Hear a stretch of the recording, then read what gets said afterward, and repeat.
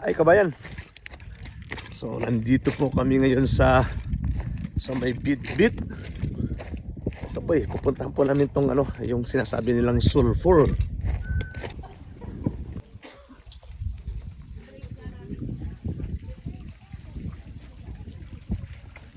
Pwede po kayo maligo dyan, no? Sarap maligo, kaya lang malamig din yung tubig nito.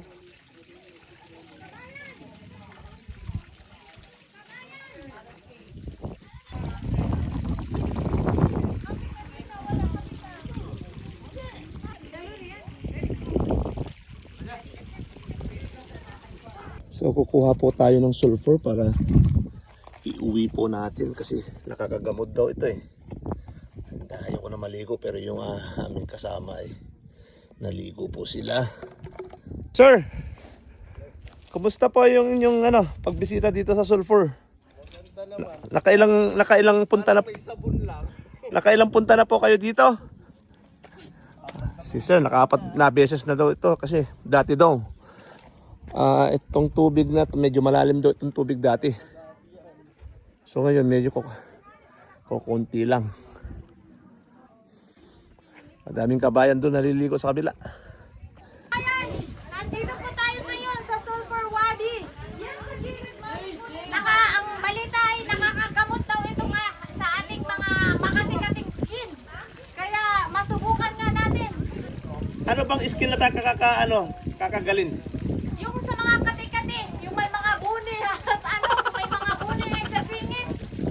Pumunta na kayo dito sa Sulfur Wadi. Saan ba ito? Saan pa itong sulfur na ito? Ito ay nasa Bitbit. Bitbit daw kabayan. Sa Bitbit daw ito. Oo. Diba may nabibiling sabon sa grocery na sulfur? Ito yung kabayan. So yan pala. Kaya lang malamig yung tubig, di ba? Hindi naman kabayan, katamtaman lang. Ayan kabayan Ganyan kabayan. Oo. So invite mo yung ating mga kabayan para magpunta sila dito. Kabayan, i-try nyo rin. Masubukan yung kuskus ng sulfur sa kamay. Kumikinis ang nagpapakinis ito ng skin. Ganun ba? Sa mga bandaron na mga dyan, ang dami nila.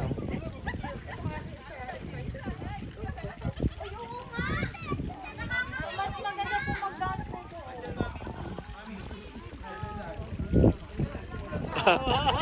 Kabayan, tignan nyo yun, no? Pumuti na yung mukha niya. Yo.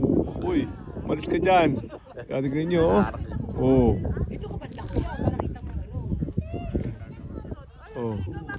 Ang puti na ng kamay, mukha. Kaya,